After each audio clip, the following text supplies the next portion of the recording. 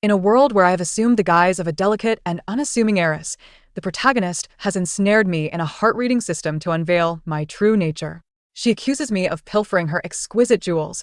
I muse to myself, how I long for barbecue delights. Perhaps I shall seek out Mingxi and persuade him to treat me. The genuine heiress raises an eyebrow in confusion. My fiancé intends to defend her honor. I remark, that watch in your possession, esteemed one, possesses a certain allure. Perhaps I shall procure a similar one for Mingxi later. My fiancé is taken aback. Subsequently, I am denounced for my ostensible air of superiority. The true heiress retorts, no. She genuinely remains indifferent. Her sole concern lies with her ruffian accomplice, Mingxi. What the onlookers deem a mere ruffian is, in truth, the heir of the Ming family, to which Mingxi responds with incredulity. What of it if my wife holds me in high regard? Upon my arrival, I found myself kneeling upon the cold marble floor of the Gu family's living room. The chill of the stone gnawed at my knees, while the air was infused with the fragrance of incense and the distinctive coolness that emanates from an opened jewelry box. Before me stood the true heiress, Gu Wanqing, adorned in a meticulously tailored princess gown, her eyes glistening like those of a frightened rabbit, clutching a shattered diamond. Earring in her hand, this was a limited edition piece she had recently acquired from an overseas auction, and at this moment, she accused me of stealing its accompanying necklace. Lin Wei, why would you do such a thing? Gu Wanqing's voice trembled with emotion, each word imbued with icy bitterness. My parents took you in for 15 years, and now that I have returned, you cannot tolerate my presence? The surrounding servants averted their gazes, though their eyes betrayed their anticipation of the unfolding drama. Mr. and Mrs. Gu sat upon the sofa, their expressions grim, clearly having believed their daughter's claims. In their eyes, the adopted daughter, was meant to embody a modest and unpretentious demeanor, merely serving to highlight the presence of the recently reclaimed true heiress. Docile, understanding, and tinged with a hint of unremarkable timidity, only I am aware that the original owner of this body had long been worn down by Gu Wanqing's covert machinations, nearly losing her life in the process. Just yesterday, she had drawn her last breath, and I, the author of this unraveling narrative, had found myself thrust into her life, still reeling from the influx of memories. Coincidentally, both she and I shared a friend named Mingxi, and every detail of our lives mirrored one another. How delightful it is to traverse into a new realm with a companion. Even if this Mingxi may not be the same as the one I once knew, but such distinctions are trivial. What truly matters is that the conversation has strayed from its course. At this moment, Gu Wanqing gazes at me with an air of triumph. I can discern the barely concealed smirk at the corners of her lips. She is convinced that I will, like the original owner, merely redden my eyes and utter, "It was not I," only to find myself ensnared in a web of suspicion. What is more alarming is that upon my arrival, a chilling mechanical voice echoed in my mind. Heart-reading system has been bound. Host, Gu Wanqing. Bound subject, Lin Wei. Gu Wanqing can access Lin Wei's surface thoughts in real time. How splendid. This is the protagonist's bespoke mechanism, crafted to swiftly expose my facade of false modesty. As I gazed upon Gu Wanqing's tear-streaked visage, my heart remained utterly unperturbed, even tinged with a hint of hunger. Having traversed here the previous night without the opportunity to dine, my mind was now consumed by the tantalizing image of skewered kidneys sizzling at the barbecue stall by the community entrance, glistening with oil and generously sprinkled with cumin and chili powder. The allure of barbecue is irresistible. Mingxi owes me a meal from our last encounter. I must seek him out later to ensure he treats me. It would be splendid to invite the chubby boy from the neighboring class as well. He knows which vendor serves the most delectable grilled eggplants. Gu Wanqing's sobs abruptly ceased. The sorrow etched on her face froze, as if she were momentarily bewildered by her own thoughts. Her tear-filled eyes widened in confusion as they turned toward me. According to her script, I was expected to be flustered or to vehemently deny her accusations. How could I possibly be contemplating barbecue, especially in reference to a term she had never encountered? The surrounding individuals began to sense the dissonance. Gu's mother frowned. Lin Wei, Wanqing is addressing you. I lifted my head, donning an expression that was perfectly calibrated, imbued with a touch of bewilderment. This was the original owner's signature demeanor, employed to convey innocence and timidity. Auntie, I did not steal the necklace. My voice was soft, tinged with a hint of the hoarseness that follows tears, standing in stark contrast to my inner yearning for skewered kidneys. Gu Wanqing's brow furrowed even deeper. She resumed her effort to delve into my thoughts, only to be met with, "The color of Gu Wanqing's dress is far too vibrant. rendering her complexion somewhat sallow. This white t-shirt I wear is far more appealing, comfortable, and resistant to stains. When I find Mingxi later, I shan't fear getting it dirty even in a scuffle. She... fighting? This Lin Wei dares to engage in fisticuffs. Gu Wanqing was utterly flabbergasted. She had prepared a plethora of grievances to hurl at me, even strategizing how to steer the crowd to perceive the adopted daughter as envious of the true heiress, but now, her mind was awash with thoughts of barbecue, Mingxi, and fights, entirely unable to align with her narrative. At that moment, footsteps echoed from the entrance. A man clad in a tailored suit strode in, his posture regal, his features stern, none other than Gu Wanqing's fiancé, Fu Xinian, a well-known young talent within the capital's social circles and heir to the Fu family conglomerate. Fu Xinian was a crucial element in Gu Wanqing's plans. She was acutely aware that he cherished her deeply. Whenever she faced distress, he would undoubtedly come to her defense. Indeed, upon noticing Gu Wanqing's red-rimmed eyes and the sight of me kneeling on the floor, his countenance darkened instantly. What transpired? Gu Wanqing seemed to have found her anchor. Rushing to grasp his arm, her voice choked with emotion. "Brother Xinian, my necklace has vanished. Everyone claims Lin Wei took it." Fu Xinian's gaze fell upon me, his eyes cold as ice. "Lin Wei, surrender the necklace and apologize to Wanqing. I might consider this incident as though it never occurred." His voice was deep, imbued with an undeniable air of authority. The original owner had always feared him. Every time he furrowed his brow, she was too intimidated to utter a word. But I was not her. I observed the exquisite Patek Philippe limited edition watch adorning Fu Xinian's wrist, its face designed like the starry sky, sparkling under the light. How splendid it was, far superior to the electronic watch Mingxi had unearthed from a street vendor. This watch on the big shot's wrist holds some significance. Mingxi's birthday is approaching.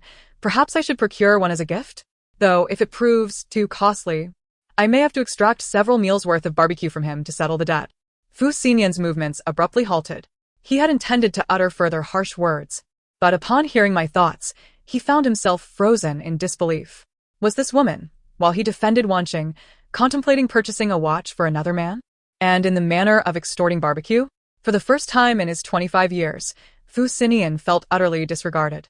The fury he had prepared became lodged in his throat, rendering him speechless, his complexion shifting between shades of green and white. Gu Wanqing, too, had caught wind of my musings. Her confusion surpassed even Fu Xinian's. She understood the exorbitant value of his watch, one of only 3 in existence globally. How could Lin Wei, a mere orphan adopted by the Gu family, possess such knowledge? And to contemplate gifting it to someone named Mingxi? Who on earth was this Mingxi? The atmosphere in the living room turned palpably tense. Gu Wan's father cleared his throat, shattering the silence. "Lin Wei, regardless of whether you took it or not, please rise and speak." I stood up, brushing the dust from my knees, moving with the ease of one at home.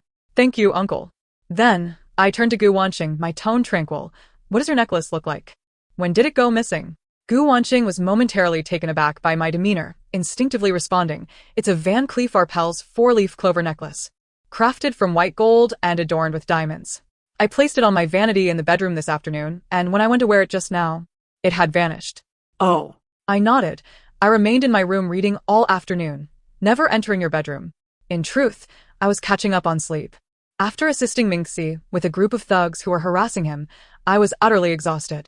That fellow, though not as adept at fighting, insisted on proving himself, resulting in a head injury that kept me busy bandaging until midnight."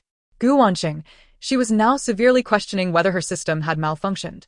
Was this truly the same Lin Wei, who had once been so meek, even afraid to speak above a whisper? Now, not only was she contemplating barbecue and fighting, but she had also aided someone in tending to their wounds? Fu Xinian had also heard my thoughts. His gaze toward me grew increasingly complex. He had always perceived Lin Wei as a docile, harmless flower, yet it appeared this flower bore thorns and might very well be a wild weed. Without evidence, how can anyone ascertain the truth of your claims? Gu Wanqing, suppressing her astonishment, endeavored to regain her composure. "There are but a few individuals in this household. If you didn't take it, could it possibly have sprouted legs and fled?" "Perhaps," I replied nonchalantly, "or maybe you should search again. It might have simply fallen somewhere. Like beneath the bed? The last time I helped Mingxi hide the game console he had secretly purchased, I stuffed it under the bed for discretion." Gu Wanqing's eyes lit up suddenly. She almost immediately turned on her heels and hastened toward her bedroom. Fu Xinian and Gu's parents exchanged glances before following her. I sauntered along behind, still contemplating. I wonder if Mingxi is free tonight. It would be best if I could arrive before the barbecue stall closes. Upon entering Gu Wanqing's bedroom, she promptly crouched down to explore beneath the bed. Within moments, she gasped, retrieving a shimmering necklace from beneath the bed. Indeed, the very one she had lost. Found it? Gu's mother exclaimed in surprise. Gu Wanqing's face shifted from crimson to pale, clutching the necklace, speechless for a prolonged moment. She had never anticipated that the necklace would truly be beneath the bed. Even more mortifying was her previous certainty that Lin Wei had stolen it. It's likely that I accidentally knocked it off, Gu Wanqing stammered, her gaze evasive, unable to meet mine. Gu's father's expression softened somewhat. His gaze toward me tinged with a hint of regret. Lin Wei, I apologize. We misjudged you. It's all right, I shook my head, my tone still placid. As long as it is found. Wonderful. Now I can hasten to find Mingxi for some barbecue. If I delay any longer, the chubby boy might be locked away at home by his parents. Gu Wanqing's heart sank further upon hearing this. She had initially intended to humiliate Lin Wei, hoping to reveal her pretentious facade, but not only had she failed, she now appeared as a foolish troublemaker. Even more perplexing was the realization that Lin Wei had never truly cared about the incident. Her focus seemed genuinely centered on that individual named Mingxi. Fu Xinian also breathed a sigh of relief, yet his gaze upon me retained an air of scrutiny. He approached me, his tone markedly softer than before. I apologize for what transpired earlier. It's no concern, I nodded, my gaze inadvertently drawn back to his watch. I still find that watch quite appealing. Mingxi would undoubtedly look handsome wearing it. Wait until I return to inquire about the model of this watch. If all else fails, I shall purchase a replica of the same style. After all, he would be none the wiser. Fu Xin silently tucked the watch into his sleeve, realizing that Lin Wei was far more challenging than he had initially anticipated. With matters resolved, I had no reason to linger at the Gu residence any longer. Under the pretext of going out to procure some items, I swiftly slipped out through the gates. As I reached the entrance of the neighborhood, I spotted a youth clad in a black hoodie leaning against the wall, a lollipop perched between his lips, his hair tousled, resembling a street ruffian. Indeed, it was Mingxi. Why have you only just arrived? Mingxi inquired, removing the lollipop from his mouth and raising an eyebrow. If you delayed any longer, the barbecue stall would have closed down. I was held up by trivial matters, I replied, approaching him and giving his arm a light pat. Has the injury on your head healed? It's perfectly fine now. He waved dismissively, just a minor scrape, akin to a mere itch. I knew he was putting on a brave front. That day, he had been cornered in an alley by a group of 7 or 8 individuals. Yet he managed to endure until I arrived to assist him, resulting in a cut on his forehead that required 3 stitches. Let us go, then time for barbecue, I said, pulling him towards the stall. Today you shall treat. Why is it always me? He grumbled, but obediently followed. Last time, you claimed you were on a diet. Yet you snatched half a dozen skewers from me. That was a debt you owed me, I retorted with a huff. Who told you to engage in a fight without me? That was my own affair. Your affairs are my affairs. We exchanged banter until we reached the barbecue stall. Upon seeing us, the owner greeted with a smile. Xiao Wei, Xiao Xi. The usual today? Indeed, I nodded. Please add extra spice. And let us have 10 skewers of kidneys and 2 skewers of grilled eggplant, with plenty of garlic. Mingxi chimed in, and a large grilled leg of lamb, please. Do you think you can finish it?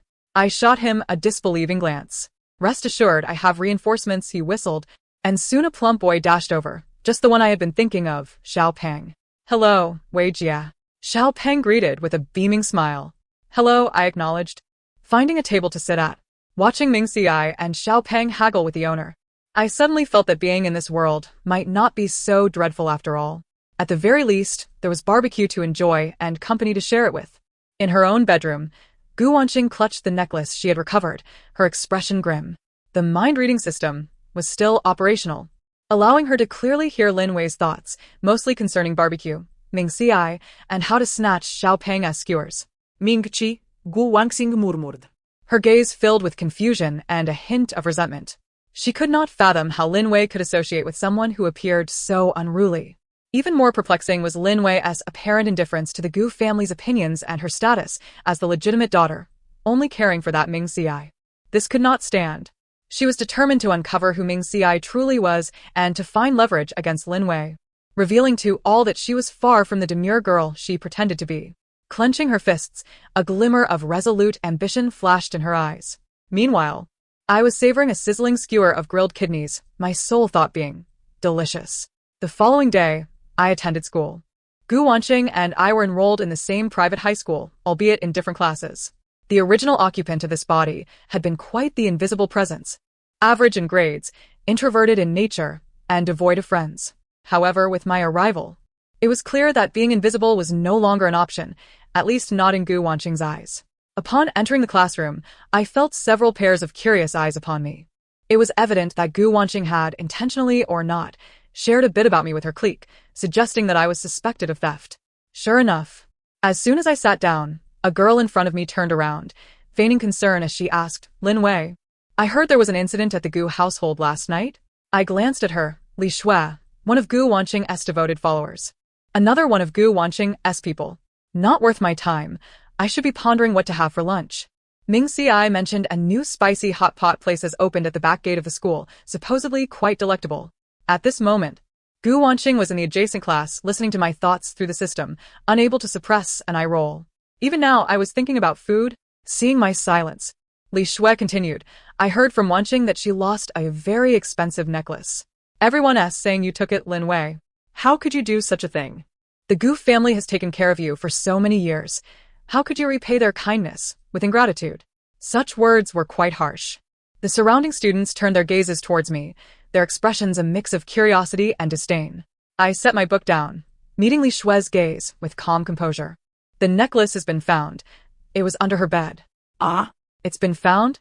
Li Shui was momentarily taken aback, clearly not expecting this outcome. "Yes." I nodded.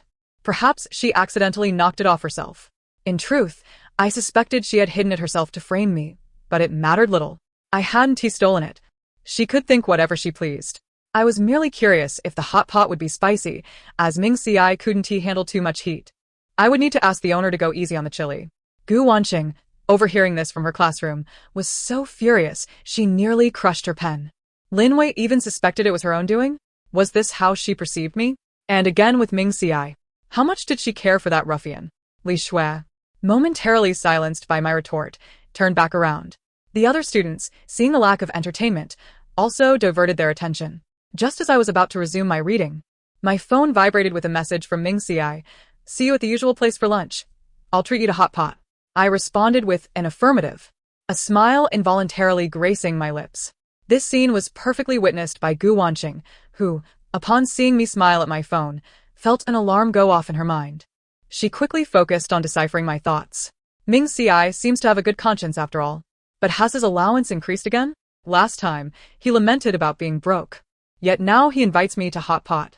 Surely, hasn't he been getting into fights for money again? I must ask him later. Gu Wanqing, fighting for money? This Ming Ci is truly no good. How could Lin Wei associate so closely with him, effectively leading her down a path of ruin? The more she pondered, the more infuriated she became, prompting her to seek out Fu Xin. Coincidentally, Fu Xin was at the school today to handle some matters, being one of the school's board members. When Gu Wanqing found him, he was in his office reviewing documents. "Brother Xin." Gu Wanqing stormed in, visibly agitated. Fu Xin looked up, amused at her flustered demeanor. "What's the matter? Who has angered you this time?" Who else but Lin Wei? Gu Wanqing took a seat across from him and recounted her overheard thoughts, embellishing them as she went. She's not behaving at school at all. Associating closely with a ruffian named Ming Ci, who even fights for money. "Brother Xin, don't you think that's outrageous?" Fu Xin listened, his brow furrowing slightly. He recalled Lin Wei wanting to buy a watch for Ming Ci and her thoughts on fighting, feeling a degree of disapproval. "Do not be too upset," he reassured her. "Lin Wei is, after all, a member of the Gu family. Her nature may not be inherently bad, merely misguided in her choice of friends. I will have a word with her when I have the chance." "A word? This is hardly something that can be resolved with mere words." Gu Wanqing insisted. "Brother Xin, you have no idea how excessive she truly is. She clearly doesn't care how others perceive her. Her only focus is on that Ming Ci. Could Fu Xin genuinely be coming to speak with me? How bothersome. If he delays my hot pot, I shall become irate. I must devise a way to deter him from bothering me." As Fu Xin conversed with Gu Wanqing, he silently retracted his earlier thoughts. He believed he might not be able to manage Lin Wei. Upon leaving the school building at noon, I spotted Ming Ci leaning against a nearby parasol tree. Hands stuffed in his pockets, a lollipop still dangling from his lips, and his school jacket carelessly draped over his shoulders. Appearing very much like a delinquent who shirks academic responsibilities. Yet, I knew this lad wore a t-shirt beneath that had faded with washing, with frayed cuffs. Yet, he would discreetly produce crumpled change whenever I craved barbecued skewers. He would assert that fighting was his own affair. Yet, he was always the first to stand in front of me when I was confronted. "Let us go for spicy hot pot," I remarked as I strolled over, giving a light pat to the back of his head. "Got it, you're so insistent," he mumbled, removing a lollipop and tossing it into a nearby trash bin before striding along behind me. The spicy hot pot stall at the back gate of the school had just opened, yet it was already bustling with business. By the time we arrived, there were few vacant seats left, save for a table tucked away in the corner. As soon as we sat down, Ming Ci rose to select the ingredients, reminding me on his way out, "Go easy on the cilantro. You said last time it tastes like grass." I couldn't help but smile at his retreating figure squeezed within the crowd. This boy has quite a good memory, but he himself loves cilantro. Every time, he tells the vendor to leave it out. How foolish. At that moment, Gu Wanqing was trailing behind Fu Xin, observing the scene from a distance. She had initially intended for Fu Xin to witness the closeness between Lin Wei and that delinquent, but instead, she overheard something unexpected. She paused. Her gaze toward Ming Ci now layered with complexity. This delinquent didn't seem entirely heartless, after all. Fu Xin, too, caught my thoughts. Observing Ming Ci diligently selecting the ingredients at the hot pot stall, he recalled the watch that Lin Wei had intended to buy for Ming Ci. And an unwelcome sensation stirred within him. "Brother Xin, look at them." Gu Wanqing tugged at Fu Xin's sleeve, her tone laced with displeasure. "They are so intimate in broad daylight." "Intimate? We are merely sharing a meal of spicy hot pot. How does that qualify as intimacy?" Does Gu Wanqing misconstrue the term intimacy? Or is she simply jealous that I have someone treating me to hot pot? Gu Wanqing, who is envious of her eating hot pot? She simply disapproves of Lin Wei associating with the delinquent. Fu Xin cleared his throat lightly and took a few steps forward. "Lin Wei." I glanced up to see Fu Xin and Gu Wanqing, arching an eyebrow. How persistent. Had I known, I would have chosen a different place to eat. Ming Ci returned with the selected ingredients, and upon noticing Fu Xin, his brow immediately furrowed. He recognized Fu Xin, the pride of the capital, Gu Wanqing's fiancé, and the one who had often regarded him with disdainful eyes. "What is he doing here?" Ming Ci set the ingredients on the table, his tone unfriendly, as he addressed me. "Not sure. Perhaps he is here to inspect the hygiene of the hot pot stall?" I replied casually. Fu Xin. He took a deep breath, striving to keep his tone composed.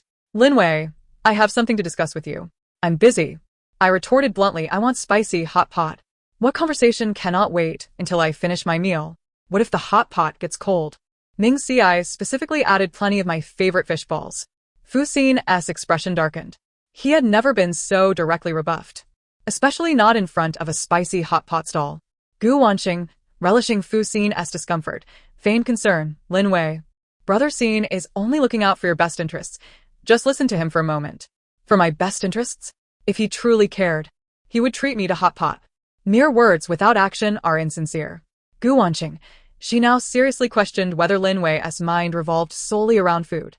Ming Ci handed me chopsticks, casting a cold glare at Fu Xin. "If you have something to say, say it, but don't interrupt her meal."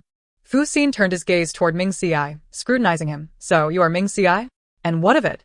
Ming Ci retorted defiantly. Two equally remarkable youths faced off, one exuding a cool, noble air, while the other radiated rebelliousness, making the atmosphere around them seem almost suffocating. The hot pot stall owner watched in astonishment, inching closer to see if a fight would break out. "Could you please not obstruct my reach for the fish balls? If I don't eat soon, Ming Ci will snatch them." My thoughts broke the tense atmosphere like a stone shattering glass. Both Fu Xin and Ming Ci turned to me, only to find me stretching my arm, desperately reaching for the fish balls in the pot, chanting, "Ming Ci, don't move. That's mine." Ming Ci. He silently withdrew his chopsticks that had been reaching for the fish balls. Fu Xin. He suddenly found his earlier earnestness somewhat amusing. Gu Wanqing, overhearing my thoughts, was rendered speechless. To her, the palpable tension seemed to be merely a fishball snatching contest in Lin Wei's eyes. "Forget it," Fu Xin conceded. "I merely wish to advise you to keep your distance from certain unsavory individuals. It would benefit you." As he spoke, his gaze pointedly drifted toward Ming Ci. Ming Xi's expression darkened instantly. Who are you calling unsavory? Whoever takes offense is guilty, Fu Xin replied coolly. You're asking for trouble. Ming Xi abruptly rose. Fists clenched. Ming Xi, I grasped his arm, shoving a fishball into his mouth. Don't stoop to his level. Just eat the fishball. With the fishball in his mouth, Ming Xi glared at Fu Xin but refrained from making a move. I turned to Fu Xin, my tone steady. Mr. Fu, I do not need others dictating my friendships. Moreover, Ming Xi is not an unsavory person. He is far better than many hypocrites. Like you. I heard last time you resorted to underhanded tactics to secure a project. Although it was a business maneuver, it was rather dishonorable. Fu Xin's expression shifted abruptly. He had executed the underhanded tactic with utmost discretion. How could Lin Wei possibly know? He cast a deep glance at me, then at Ming Xi, said nothing further, and turned to leave. Gu Wanxing hurriedly followed him, not forgetting to hear my thoughts as she departed. Finally, he has gone. Ming Xi, hurry and eat. The hot pot will cool down. By the way, here's a quail egg for you. You mentioned wanting to eat it yesterday. Gu Wanxing observed Ming Xi obediently devouring the quail egg I had handed him. His demeanor softened, contrasting sharply with his usual rebelliousness, stirring an unexpected feeling within her. She had always believed Lin Wei was merely putting on an act, but now it seemed that Lin Wei genuinely trusted Ming Xi. And Ming Xi also appeared to care deeply for Lin Wei. Brother Xin, wait for me. Gu Wanxing rushed to catch up with Fu Xin. Fu Xin's expression remained grim. He was unsettled by Lin Wei's mention of him being hypocritical and her awareness of his underhanded tactics, leaving him feeling quite uncomfortable. That Ming Xi is no ordinary character, Fu Xin suddenly remarked. Huh? Gu Wanxing was taken aback. He's just a delinquent. What is so special about him? Don't you find his gaze rather peculiar? Fu Xin continued. Although he appears rebellious, there's a brightness in his eyes. And he possesses an aura that isn't typical of a delinquent. Gu Wanxing pondered this, realizing it might indeed be true. Though Ming Xi dressed and acted like a delinquent, he stood his ground before Fu Xin, exuding a sense of equality. So, what if he is extraordinary? Gu Wanxing retorted defiantly. Even if he is exceptional, it doesn't change the fact that he is a delinquent. Lin Wei associating with him is simply wrong. Fu Xin remained silent, lost in thought as he gazed into the distance. He couldn't shake the feeling that the young man named Ming Xi, much like Lin Wei, was not as simple as he appeared. At this moment, in front of the spicy hot pot stall, Ming Xi and I were indulging in our meal with fervor. Don't take Fu Xin's words to heart, I remarked, slurping up noodles. I couldn't care less about what he says, Ming Xi replied nonchalantly. However, if he dares to bully you, I won't let him off easily. I won't be bullied by him. I shot him a sidelong glance. But you should fight less with others. Look at that scar on your forehead. If it leaves a mark, which girl would still fancy you? A mark would just make me look cooler, Ming Xi raised an eyebrow. Besides, I don't care whether girls like me or not. Oh, is that so? I teased him. Then why did you turn as red as a monkey's backside when that girl from the second year confessed to you? That was just the heat. Ming Xi's ears flushed crimson as he stubbornly defended himself. Watching his stubborn demeanor, I couldn't help but chuckle. Sunlight filtered through the leaves, casting a warm and bright glow on our faces, which were smeared with chili oil. I suddenly thought, such days are quite delightful, filled with food and friends, free from the burdens of feigned grievances and unconcerned with powerful figures like Fu Xin. Little did I know, this tranquility would not last long. Gu Wanxing evidently would not simply concede defeat, and Fu Xin appeared to have developed an interest in Ming Xi. A new storm was quietly brewing. Soon, the school's centenary celebration arrived. As a prominent private high school in the capital, the event was particularly grand, inviting numerous alumni and social elites. Naturally, the Gu family, as one of the sponsors, attended in full force. Gu Wanxing donned an exquisite gown, linking arms with Fu Xin, resembling a proud princess basking in the admiration of many. Meanwhile, I wore a simple white dress, standing behind Mr. and Mrs. Gu like a mere specter. This was precisely the effect Gu Wanxing desired, to ensure that everyone recognized who the true heiress of the Gu family was. This dress is so uncomfortable. Had I known, I wouldn't have come. I might as well have stayed home and slept. Ming Xi promised to take me to that new crawfish restaurant after the celebration. I wonder if he is ready. Gu Wanxing overheard my thoughts, and her smile faltered for a moment. At such a crucial moment, I was still thinking about crawfish? And that Ming Xi. How could he not attend such an important occasion? Truly a rule-breaking ruffian. Fu Xinyan also caught wind of my thoughts, casting a discreet glance in my direction. This dress was specially prepared for me by the Gu family, and despite its considerable price, I found it rather constricting. He suddenly recalled the sight of me, clad in a simple t-shirt, relishing my meal at the hot pot stall, evoking an unusual feeling within him. The ceremonial proceedings commenced, with the principal delivering a speech, followed by remarks from distinguished alumni. Fu Xinyan, as the youngest outstanding alumnus, naturally took the stage to say a few words. Dressed impeccably in a suit, he exuded confidence, eliciting cheers and shrieks from the audience. How dull. I'd rather hear Ming Ci recount his brawling antics. He once told me about being chased by a dog as a child and losing a shoe. It was hilarious. Gu Wanxing. It seemed Fu Xinyan sensed something, his gaze instinctively drifting toward me, locking eyes for a fleeting moment. I quickly lowered my head, feigning earnestness in listening to his speech. Fu Xinyan's lips twitched slightly. He couldn't shake the feeling that Lin Wei's earlier glance at him held a hint of sympathy. After the speeches, it was time for a cultural performance. As the Gu family heiress, Gu Wanxing was naturally obliged to showcase her talents. She performed a piano piece, which, though not exceptional, adhered to convention and garnered her considerable applause. When it was our class's turn, the homeroom teacher pushed me onto the stage. The original owner of my body had practiced the guzheng for a few years, and the teacher believed my serene disposition was well suited for the instrument. With a pounding heart, I approached the guzheng and sat down. Despite my lack of knowledge about the guzheng, the original owner's memories lingered, and my body seemed to respond instinctively. Taking a deep breath, I plucked the strings. The melodious sound resonated, instantly silencing the previously raucous auditorium. I was taken aback, surprised at how well the original owner could play the guzheng. So, playing the guzheng is this easy? If I had known, I wouldn't have been so nervous. Once this is over, I must quickly message Ming Ci to ask if the crawfish is ready. Gu Wanxing, seated below, watched in astonishment as Lin Wei performed on stage. She had always thought Lin Wei was inept, merely pretending to be aloof, but was taken aback by her impressive guzheng skills. Even more baffling was that Lin Wei, while performing, was still preoccupied with thoughts of crawfish and Ming Ci. Fu Xinyan was equally surprised. He observed Lin Wei on stage, clad in a simple white dress, her focus unwavering as she played the guzheng, her demeanor tranquil, starkly contrasting with her usual distracted, food-obsessed self. In that moment, she truly embodied the essence of serene as a chrysanthemum. As the piece concluded, thunderous applause erupted from the audience. I stood, bowed, and hurriedly exited the stage. Just as I returned to my seat, Gu Wanxing leaned in, feigning sincerity. Lin Wei, you played beautifully. I had no idea you were so talented on the guzheng. It was just average, I replied coolly. Hurry up and end this, crawfish. Gu Wanxing. She resolved to cease any further attempts at conversation with Lin Wei. Following the celebration, a banquet ensued. Mr. and Mrs. Gu took Gu Wanxing and me to mingle with various dignitaries. A corpulent middle-aged man, upon spotting me, had his eyes widen in surprise as he strode over, drink in hand. So, you must be the adopted daughter of the Gu family? Quite the beauty indeed. Come, drink a toast with uncle. With that, he attempted to reach for me. I frowned and took a step back, evading his grasp. Ugh, greasy uncle, keep your distance.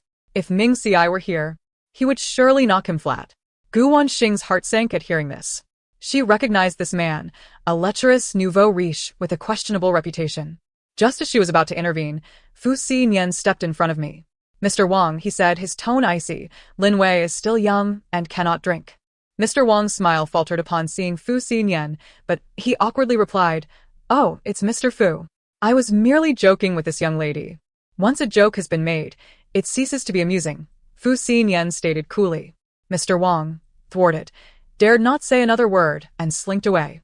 Thank you, I said to Fu Xinyan. At least he has a shred of decency. However, he still doesn't hold a candle to Ming Ci, who would have simply thrown that man out. Fu Xinyan, he suddenly regretted having intervened. Gu Wanxing, observing the exchange, felt an unsettling pang in her heart. She sensed that Fu Xinyan's attitude toward Lin Wei seemed to have shifted. At that moment, a commotion erupted at the entrance of the banquet. We turned to see Ming Ci, clad in a sleek black suit, making his entrance amidst a throng of admirers. His hair was neatly combed, his usual defiance replaced by a newfound composure, rendering him almost unrecognizable. To everyone's astonishment, following closely behind him was Ming Jinxiong, the chairman of the Ming Group. The Ming Group was a venerable enterprise in the capital, renowned for its formidable strength, and Ming Jinxiong was a legendary figure in the business world. Gasps of disbelief echoed through the crowd, including for myself, Gu Wanxing and Fu Xinyan. Isn't that Mr. Ming? Who is that young man? Why does Mr. Ming treat him with such respect? He looks somewhat familiar. Wasn't he that ruffian we saw at the school gate last time? Whispers of speculation filled the air.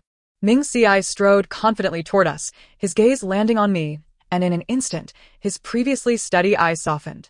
Apologies for being late. He approached me with a natural demeanor, stating, "The crayfish has already been prepared by the hotel. I'll take you to savor it once the event concludes." I stood there, momentarily stunned, unable to articulate a response. Is this truly the same Ming Xiai who had once donned a tattered t-shirt and competed with me for fish balls? Ming Xiai is from the Ming family? The heir of the Ming Corporation? Wasn't he just a ruffian? This twist is utterly exhilarating. No wonder he could always afford to treat me to barbecues. It turns out he is a concealed scion of wealth. Gu Wanqing was left dumbfounded as she listened to my thoughts. The heir of the Ming family? The very same Ming Xiai she had always presumed to be a delinquent was, in fact, an heir? This was the illustrious Ming family. One with a heritage even more profound than the Fu family. Fu Xinyan was equally taken aback, his gaze fixed on Ming Xiai, filled with astonishment and disbelief. He finally comprehended why he had sensed something extraordinary about Ming Xiai. The aura he exuded was not that of a mere ruffian, but rather the refined aloofness cultivated within a prestigious family from a young age. Gu's parents were utterly flabbergasted, never having dreamed that their unassuming foster daughter was acquainted with the heir of the Ming family. Ming Jinxiong approached, regarding me with a gentle smile. "You must be Xiao Wei. I often hear Xiao Xi speak of you." "Hello, Ming Dong," I stammered. "No need for such formality. Just call me Uncle Ming," he replied with a smile. "Xiao Xi has been spoiled by us. If he ever misbehaves, please bear with him." The child he referred to as spoiled was none other than the one who had jostled with me for spicy hot pot and had been chased by a dog during a brawl. Ming-chi. Ming Xiai cleared his throat beside me. "Grandfather, please don't say any more." Ming Jinxiong chuckled, patting his shoulder, and ceased his words. The gazes of those around me shifted dramatically, from previous indifference and disdain to astonishment, envy, and even a hint of flattery. Gu Wanqing observed the scene, her heart a tumult of emotions. She had longed to expose Lin Wei's true nature and humiliate her, yet it seemed she was the one who ended up embarrassed. The ruffian she had always looked down upon turned out to be the heir of the Ming family, while Lin Wei had long been deeply intertwined with him. Ming Xi's identity detonated like a bomb, erupting amidst the festivities of the school celebration. Those who had previously clustered around Gu Wanqing and Fu Xinyan gradually gravitated towards me, their faces adorned with eager smiles, chattering animatedly. "Miss Lin is truly fortunate to have known young Master Ming for such a long time. I always sensed Miss Lin's extraordinary demeanor. She is certainly not an ordinary person. In the future, please speak highly of us in front of young Master Ming." The sudden shift left me bewildered, and all I could do was smile awkwardly, mentally reflecting, these people changed their demeanor far too swiftly. Just a moment ago, they looked at me with disdain. Now, they are so cordial. Indeed, the crayfish is reliable. It doesn't alter its nature based on who I am. Gu Wanqing, absorbing my thoughts, felt a deep sense of discontent. She watched as those around me fawned over me, then glanced at the diminishing attention on her side, for the first time doubting her own plan. She had intended for Lin Wei to be embarrassed. Yet it was Lin Wei who had become the focal point of the event. Fu Xinyan, observing me surrounded by admirers, wore a complex expression. He recalled his earlier condescension towards Ming Xiai, recalling how he had labeled him as a man of dubious character, and felt the rush of heat to his face. It suddenly dawned on him that he had fundamentally misjudged both Lin Wei and Ming Xiai. Clearly, Ming Xiai was not fond of such attention. He frowned and stepped forward, discreetly shielding me behind him as he addressed the crowd coldly. "If you have matters to discuss, do so without encircling her." His tone was not harsh, yet it carried an innate authority. The crowd fell silent, retreating a few steps awkwardly. Ming Jinxiong observed with a glimmer of amusement in his eyes, quite pleased with his grandson's protective nature. "Let us take our leave," Ming Xiai murmured to me, his tone returning to its customary gentleness.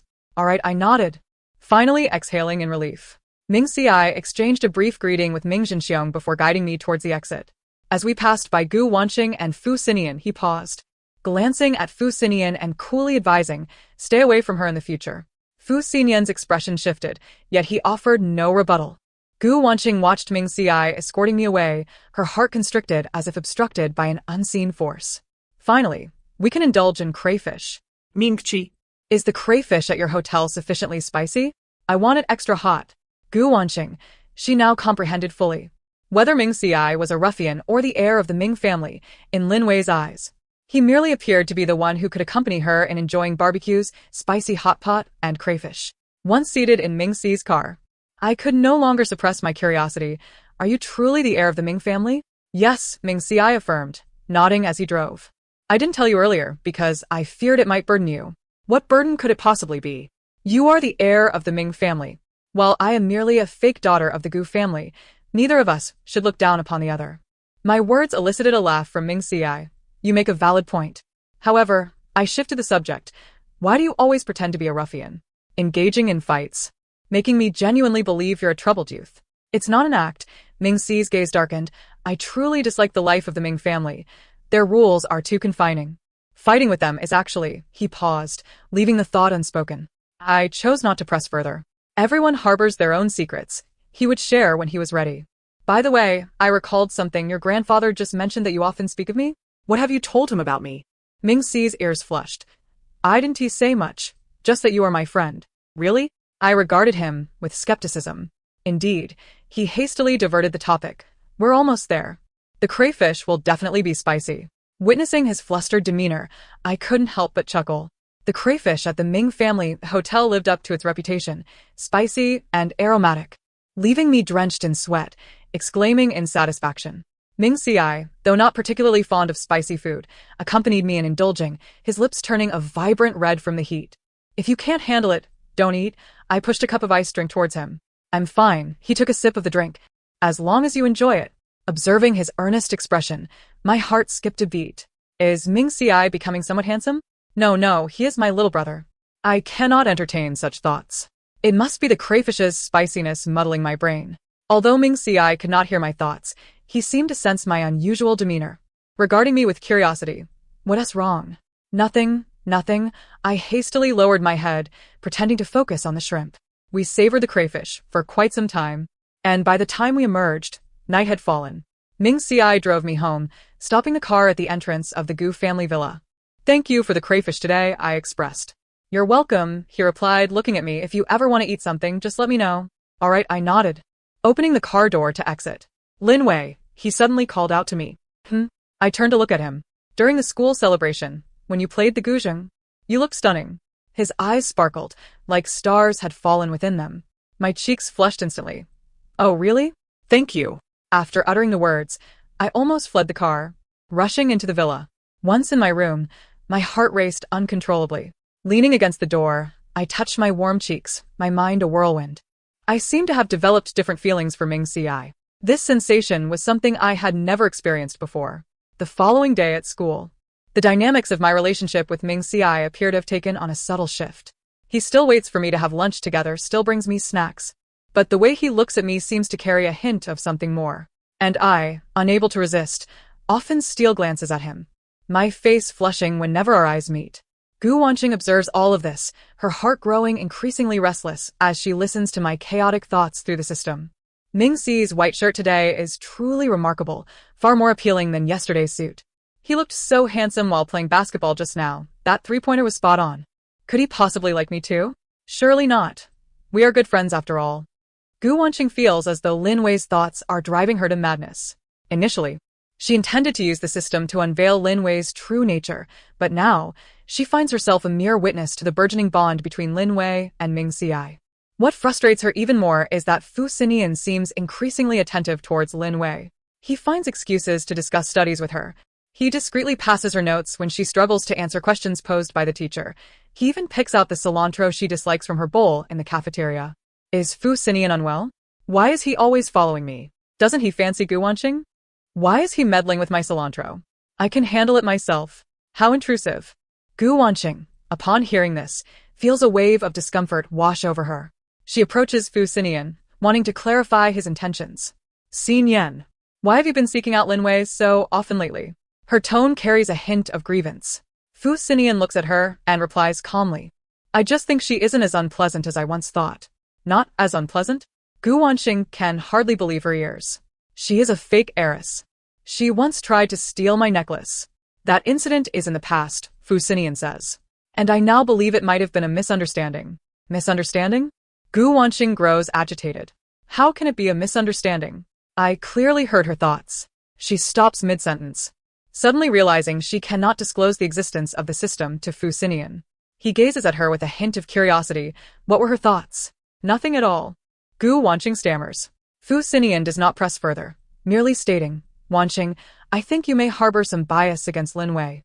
She is actually quite innocent. Innocent? Gu Wanqing cannot fathom this. How can she be innocent? She's clearly... She wants to express that Lin Wei is calculating. But as the words linger on her lips, she recalls Lin Wei's thoughts consumed with food, her trust and reliance on Ming Xi, and suddenly finds herself unable to voice her opinion. Fu Xinian observes her without further comment and turns to leave. Gu Wanqing stands there, lost in confusion. She cannot comprehend how things have spiraled to this point. Her plans, her pride seem to be crumbling piece by piece. Meanwhile, I remain blissfully unaware of all this. My mind entirely occupied with Ming Xi. One moment I feel he might have feelings for me, and the next, I question whether it's just my imagination. Completely oblivious to Fu Xinian's peculiar behavior. Until one day, Fu Xinian corners me at the classroom door. Lin Wei, I need to talk to you. His gaze is earnest. What is it? I respond somewhat impatiently. He takes a deep breath as though summoning immense resolve. I think I might like you. I am taken aback. Is Fu Xinian out of his mind? He likes me? Isn't he Gu Wanqing's fiancé? This plot development is far too dramatic. I need to find Ming Xi and tell him about this, to get his perspective. Fu Xinian, witnessing my shocked expression, assumes I am simply shy and is about to say more when he sees me turn and flee, my speed akin to that of a gust of wind. He is left speechless. All of this is overheard in its entirety by Gu Wanqing, who is hiding nearby. She watches Fu Xinian's crestfallen expression and sees me sprinting towards Ming Xi, a wave of unprecedented fatigue and jealousy surging within her. She envies Lin Wei for her ability to focus solely on food with such innocence. She envies Lin Wei for receiving Ming Xi's steadfast protection. She even envies Lin Wei for eliciting Fu Xinian's admission of affection. Leaning against the wall, Gu Wanqing slowly sinks to the ground. She suddenly feels that the true nature she has painstakingly tried to expose seems utterly insignificant now. I run breathlessly to the basketball court, where Ming Xi is playing. Dressed in his basketball uniform, beads of sweat glisten on his forehead. In the sunlight, the sharp angles of his profile appear particularly striking. Upon noticing my approach, he immediately halts his actions, wipes his sweat with a towel, and strides towards me, asking what is wrong. Why are you running so fast? Fu Xinian just told me he likes me, I say, gasping for breath. Ming Xi's expression darkens instantly. What did he say? He said he likes me. I reiterate. Do you think he has gone mad? Isn't he supposed to like Gu Wanqing? Ming Xi remains silent, his gaze turning as cold as ice as he turns to head towards the teaching building. Where are you going? I quickly grab his arm. To find him. Ming Xi replies, his tone sharp. What for? To fight him? I roll my eyes at him. Have you forgotten that you're now the heir of the Ming family? Can you not act more mature? My retort momentarily stuns Ming Xi, but then he responds somewhat defensively. He said that. How can I not care? Care about what? I raise an eyebrow. He said he likes me, but that doesn't mean I like him. Rest assured, I have no feelings for him whatsoever. As I speak, I suddenly realize what I am about to say, and my cheeks flush instantly. Ming Xi looks at me, his eyes brightening. What about you? Nothing. I quickly divert the topic. In any case, I won't pay him any mind, so don't go looking for trouble with him. Ming Xi studies me for a long moment, and, seeing that I truly have no intentions towards Fu Xinian, his expression softens slightly. All right, but if he dares to bother you again, I won't let him off easily. Got it, big brother. I pat his arm. Continue playing. I'll watch from here. Ming Xi nods and returns to the court. Yet I can tell his focus has shifted as he frequently glances in my direction, sitting on the bench at the sidelines. I watch him run and leap on the court, my heart racing like a little rabbit. Actually, I think I might like Ming Xi a bit. Not in a brotherly way, but in a way that makes me want to be with him. Does he possibly like me too? Was he nervous just now because he has feelings for me? Gu Wanqing, hiding nearby, listens to my thoughts and feels her last shred of hope dissipate. Watching the carefree interaction between Ming Xi and me, she suddenly finds her system somewhat superfluous. She had once believed that knowing Lin Wei's thoughts would grant her control over everything, allowing her to ruin Lin Wei's reputation. But now she feels like an outsider, watching Lin Wei and Ming Xi's relationship blossom while she is powerless to intervene. What troubles her even more is the oddity of her system. Lately, there are times when she cannot hear Lin Wei's thoughts, or the thoughts she does hear are fragmented, as if the signal is poor. System, what is wrong with you? Gu Wanqing inquires within her mind. System operating normally, no anomalies detected. The cold mechanical voice responds. Yet Gu Wanqing cannot shake the feeling that something is amiss.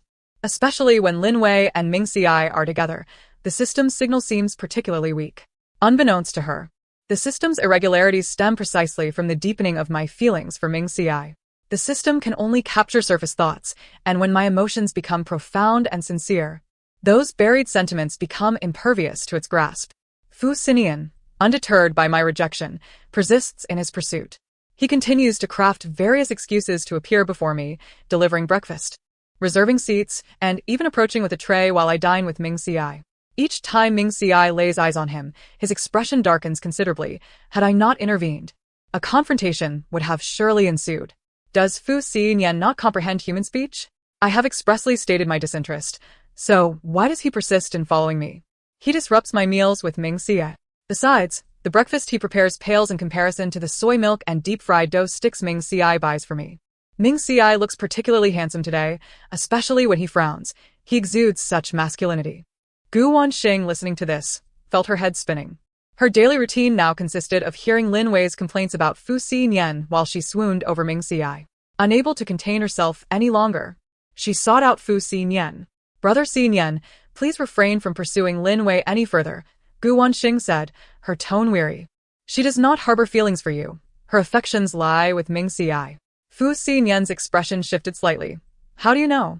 I can see it. Gu Wanqing replied vaguely, unable to divulge the intricacies of the system. Their bond is too strong. You should withdraw. Fu Xinian fell silent. He too had noticed the stark contrast in Lin Wei's gaze when she looked at Ming Xi compared to when she regarded him. The joy and dependence reflected in her eyes were sentiments he had never experienced. I understand, Fu Xinian's voice was subdued. I apologize, Wanqing, for putting you in this position. Gu Wanqing shook her head. It's nothing. Suddenly, she realized that her feelings for Fu Xinian had waned. Once, she believed he was perfect for her, but now, witnessing his despondence over Lin Wei left her surprisingly indifferent. Perhaps she was merely enamored with Fu Xinian's status as a prominent figure in the capital and the aura he brought along. Having reached this understanding, Gu Wanqing felt a sense of relief wash over her. She gazed at Fu Xinian's forlorn figure and silently wished, "May you find someone who truly loves you." With that, she turned to leave. She resolved to no longer involve herself in Lin Wei and Ming Xi's affairs, nor to rely on that system any longer. It seemed the system sensed her change of heart, as a mechanical voice echoed. Host was changed. The system will unbind within 24 hours. Gu Wanqing paused momentarily, then smiled. Unbinding was a welcome prospect. She could finally return to her true self. Meanwhile, I remained oblivious to all of this, preoccupied with another dilemma. Ming Xi appeared to be teetering on the edge of confessing his feelings for me. He would hesitate when driving me home, steal glances while buying snacks, and jerk away as if shocked whenever our hands accidentally brushed, his ears turning crimson for quite some time. I was in a state of agitation, yet too shy to take the initiative. Ming Xi, why don't you just say it? Do you like me or not? If you don't speak up soon, I won't wait any longer. No, a girl must maintain her composure. Perhaps I should wait a bit longer. Maybe he will confess tomorrow? Just when we were both anxiously testing each other's feelings, a crisis befell the Gu family. A project my father invested in had failed, leading the company to the brink of bankruptcy. My mother wept incessantly, while my father's hair turned gray from worry. Though Gu Wanqing had just come to terms with certain matters, witnessing her family's plight filled her with anxiety. How could the Gu family suddenly face bankruptcy? This plot twist wasn't mentioned in the original story. Could it be that my arrival has drastically altered the narrative? Though my parents have never treated me poorly, they have not been overly kind either. Now that they are in trouble, I cannot turn a blind eye. Ming Xi's family must have some influence. Should I seek his assistance? But would that make him feel I'm exploiting him? Having resolved to distance herself from my affairs, Gu Wanqing was taken aback by her own thoughts. She hadn't anticipated Lin Wei's willingness to help the Gu family. Seeing me frowning with concern, she suddenly felt that she had misjudged Lin Wei. Lin Wei was not falsely lofty. She simply lived authentically. After a moment's hesitation, Gu Wanxing approached me. Lin Wei, I know you're worried about your family situation. I was taken aback, not expecting her to initiate a conversation. Yes. In fact, I know who is behind this. Gu Wanxing continued. Who? I asked urgently. It's that general manager Wang from before. Her tone was laced with suppressed anger. My father had previously collaborated with him on a project, but they fell out due to differing ideologies. He has harbored resentment ever since, and this time he deliberately spread false information, sabotaging my father's investments and colluding with other companies to withdraw their funding, which caused the financial chain to collapse. Suddenly, everything made sense. No wonder the Gu family faced such sudden turmoil. Someone was indeed scheming behind the scenes. That general manager Wang was the same greasy uncle who had attempted to make advances at me during the school anniversary banquet. What a despicable person. Ming Ci must have a way to deal with him. I need to seek his help, but I must ensure he doesn't feel I am taking advantage of him. I need to devise a plan that aids the Gu family without placing undue pressure on him. Gu Wanxing, listening to my thoughts, felt a wave of complexity wash over her. She hadn't expected Lin Wei to be so willing to help, nor to think so thoroughly.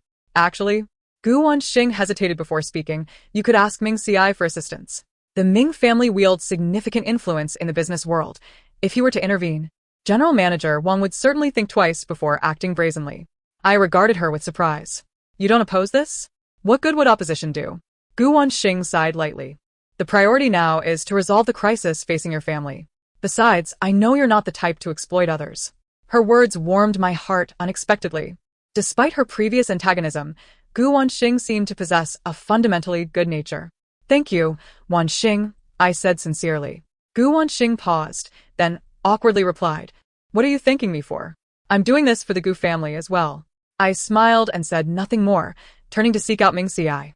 When I found Ming Ci, he was engrossed in documents. Upon noticing my presence, he immediately set them aside and inquired, What's wrong? You don't look well. I recounted the situation with the Gu family, including General Manager Wang's actions. Ming Ci's expression darkened instantly. That General Manager, Wang has some nerve. Can you help? I asked cautiously. If it's too much trouble, I can find another way. It's not troublesome. Ming Ci grasped my hand, his gaze resolute. Your troubles are my troubles. Don't say it's just dealing with a General Manager Wang. Even if the sky were to fall, I would stand by you.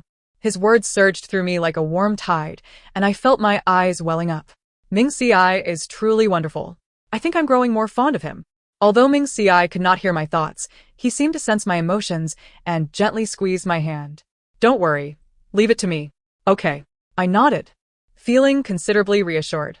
Ming Ci was remarkably efficient. The very next day, General Manager Wang proactively reached out to my father, not only apologizing but also promising to compensate for the Gu family's losses. He even retracted his pressure on other companies. Thus, the Gu family's crisis was resolved with surprising ease. My parents expressed their heartfelt gratitude to Ming Ci, and their perception of me shifted, brimming with newfound recognition and warmth. Gu Wanxing observed all of this, her heart filled with astonishment. She had never anticipated that the person she had endeavored to undermine would ultimately become the Gu family's savior. System unbinding countdown 1 hour. The cold mechanical voice resounded in Gu Wanxing's mind. She took a deep breath, feeling no trace of reluctance. During this period, she had listened to an overwhelming number of Lin Wei's thoughts through the system, gaining clarity on many people and events. She realized that true happiness is not something to be calculated, but rather something to be earned through one's own efforts. She resolved to live independently from now on, no longer casting a shadow on others or harboring jealousy towards Lin Wei. At the moment of the system's disconnection, Gu Wanxing suddenly felt a wave of lightness wash over her. She gazed at me, who was conversing with Ming Ci nearby, and a genuine smile graced her lips. Meanwhile, I was discussing weekend plans with Ming Ci. How about we go watch a movie this weekend? There's a new romantic film out that I've heard is quite good. I suggested. Sounds great. Ming Ci replied with a smile. After the movie, let us indulge in your favorite barbecue. That sounds fantastic, I exclaimed joyfully. As I beamed like a child, Ming Ci's gaze softened further. He suddenly spoke Lin Wei. I looked up at him. I like you, he said earnestly. Not in a brotherly way, but in a way that desires to be with you and care for you for a lifetime. Would you be willing to be my girlfriend? I was momentarily stunned, my heart racing and my cheeks flushed. Of course. I've been waiting for those words for so long. Though I remained silent, Ming Xiai discerned my answer in my eyes. He smiled broadly and enveloped me in a warm embrace. "That's wonderful," he whispered in my ear. Sunlight streamed through the window, bathing us in warmth and beauty. Nestled in Ming Xi's arms, listening to the steady rhythm of his heartbeat, I felt a profound sense of happiness. I suddenly thought that encountering Ming Xiai in this world was perhaps the most fortunate event of my life. The news of our relationship quickly spread throughout the school. Some offered blessings, others looked on with envy, but most were simply astonished. After all, no one anticipated that the seemingly unremarkable faux heiress Lin Wei would end up with Ming Xiai, the heir of the Ming family. When Fu Xinian learned of this, he sought me out once. "I wish you happiness," he stated calmly, a hint of relief in his eyes. "Thank you, Mr. Fu," I replied sincerely. "From now on, call me Fu Xinian," he said with a smile. "I hope we can remain friends." Certainly, I nodded, watching Fu Xinian's retreating figure. I realized he didn't seem so detestable anymore. Perhaps, having let go of his obsession, he could find the true happiness that belonged to him. Gu Wanqing also expressed her blessings towards us. She seemed to have changed significantly, no longer targeting me as she once did, and would occasionally initiate conversations about topics between girls. Until one day, she said to me, "Lin Wei, I was wrong before, I'm sorry." I smiled and replied, "It's all in the past." Our relationship appeared to have softened imperceptibly. With Ming Xi's assistance, the Gu family's business gradually regained vitality, even thriving beyond its previous state. Gu father and Gu mother grew increasingly fond of me, regarding me with the same affection they would a biological daughter. On the Ming family's side, Ming Jinxiong expressed his satisfaction with me. More than once, he remarked to Ming Xiai, "Xiao Xiai, you have discerning taste. This girl, Xiao Wei, is delightful. Far better than those pampered young ladies." Ming Xiai would proudly respond, "Of course, just look at who made the choice." Observing their harmonious interactions warmed my heart. On the weekend, Ming Xiai took me back to the Ming family's ancestral home. The old residence was expansive, a quintessential example of traditional Chinese architecture, exuding an air of antiquity and solemnity. Ming Jinxiong and Grandma Ming awaited us at the entrance. Grandma Ming grasped my hand, beaming widely. "So this is Xiao Wei?" "Indeed. A lovely girl, even more beautiful than in the photographs." "Hello, Grandma," I said, feeling a bit bashful. "Wonderful, wonderful," Grandma Ming exclaimed. "Come inside. I've prepared soup for you." That day at the Ming ancestral home, I experienced an unparalleled warmth and sense of belonging. The Ming family did not look down on me for being a faux heiress. Rather, they embraced me and treated me as part of the family. In the evening, Ming Xiai drove me home. As the car halted at the entrance of the Gu villa, he suddenly produced a small box from behind him and handed it to me. "What is this?" I asked, intrigued. "Open it and see," he replied with a smile. I opened the box to reveal a necklace, featuring a delicately crafted pendant resembling a tiny lobster, rendered with exquisite detail. "This is," I gasped, astonished.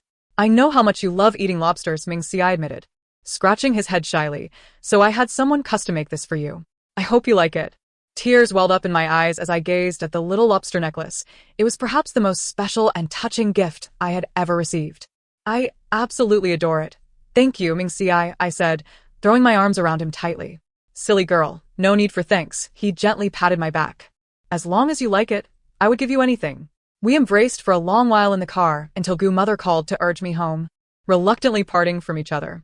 Back in my room, I adorned myself with a lobster necklace, gazing at my reflection in the mirror, enchanted by it. Ming Chi truly understands me. How fortunate I am to have encountered him.